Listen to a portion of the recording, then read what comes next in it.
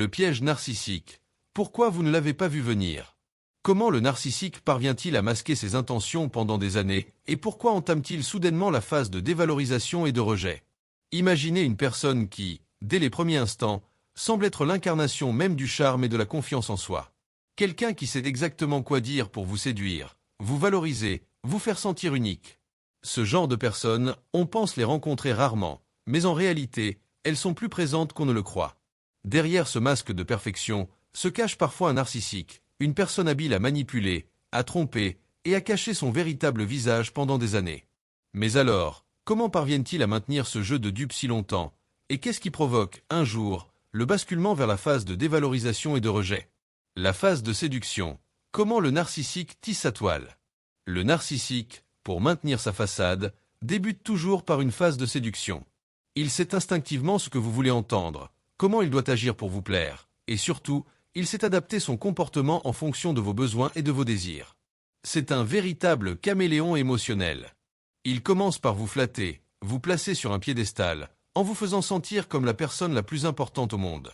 Cette stratégie, appelée l'idéalisation, sert à vous rendre dépendant de son approbation et de son attention.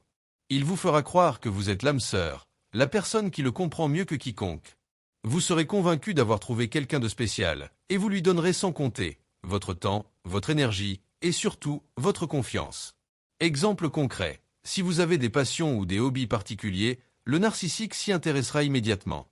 Il n'hésitera pas à vous dire combien il partage votre amour pour la littérature ou la musique, même s'il ne s'y intéresse pas réellement. L'objectif est de créer un lien émotionnel fort, en vous faisant croire que vous êtes fait l'un pour l'autre. Le maintien de l'illusion. Pourquoi le jeu peut durer des années? Une fois la phase de séduction bien en place, le narcissique ne relâche pas son emprise. Il sait qu'il doit continuer à alimenter cette illusion pour vous garder sous contrôle. Cette phase peut durer des mois, voire des années, et pendant tout ce temps, vous serez plongé dans un état de dépendance émotionnelle. Il s'assurera que vous ne voyez que ce qu'il veut bien vous montrer.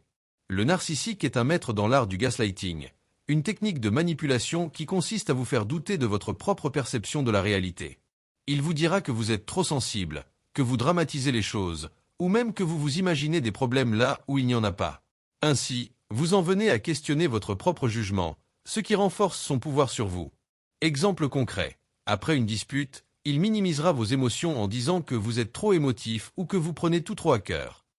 Il vous convaincra que c'est vous qui avez tort, vous plongeant ainsi dans un état de confusion. La phase de dévalorisation. Pourquoi tout change soudainement? Le plus déroutant avec le narcissique, c'est ce moment où tout bascule. Après avoir été adulé, vous vous retrouvez soudainement dévalorisé. Ce changement brutal s'explique par un fait simple. Vous avez cessé de remplir votre rôle d'admirateur inconditionnel. Peut-être avez-vous osé critiquer ou remettre en question son comportement. Pour le narcissique, c'est inacceptable. Le masque tombe alors, et il révèle son vrai visage. La phase de dévalorisation commence souvent subtilement. D'abord, par des critiques déguisées en conseils, des remarques qui sapent lentement votre estime de soi. Puis, le narcissique devient de plus en plus distant, froid, voire méprisant. Ce changement de comportement est calculé. Il veut reprendre le contrôle en vous rendant instable, en vous faisant douter de votre valeur. Exemple concret. Là où il vous faisait des compliments auparavant, il commencera à émettre des critiques sur votre apparence, votre intelligence ou vos capacités. Si vous réagissez, il vous accusera d'être trop sensible, ce qui ne fera que renforcer votre sentiment d'insécurité. Conseil pour vous protéger. Comment réagir face à un narcissique? 1. Reconnaître les signes dès le début. Soyez attentif aux comportements qui semblent trop beaux pour être vrais. Un narcissique va souvent trop vite en besogne, vous plaçant sur un piédestal de manière excessive. Si quelqu'un vous inonde de compliments dès le début, sans raison apparente, restez sur vos gardes. 2. Ne doutez pas de votre réalité. Si vous commencez à douter de vous-même, prenez du recul. Parlez-en à des amis ou à des personnes de confiance qui pourront vous aider à y voir plus clair. Ne laissez pas un narcissique vous faire croire que vous avez tort ou que vos émotions sont invalides. 3. Établissez des limites claires. Apprenez à dire non et à fixer des limites. Un narcissique respectera rarement vos frontières, mais il est essentiel que vous les mainteniez pour protéger votre bien-être. 4. Consultez un professionnel. Si vous vous sentez piégé dans une relation avec un narcissique, il peut être utile de consulter un psychologue ou un conseiller qui pourra vous guider et vous soutenir dans votre démarche de libération. Conclusion. Ne laissez pas un narcissique voler votre paix intérieure. Vivre avec un narcissique est une expérience déstabilisante, voire traumatisante. Mais en comprenant leurs mécanismes, vous pouvez reprendre le contrôle de votre vie. N'oubliez jamais que vous méritez d'être respecté, écouté et aimé pour ce que vous êtes réellement. Le chemin vers la guérison commence par la reconnaissance du problème et le courage de prendre des mesures pour protéger votre bonheur. Merci d'avoir écouté cet épisode.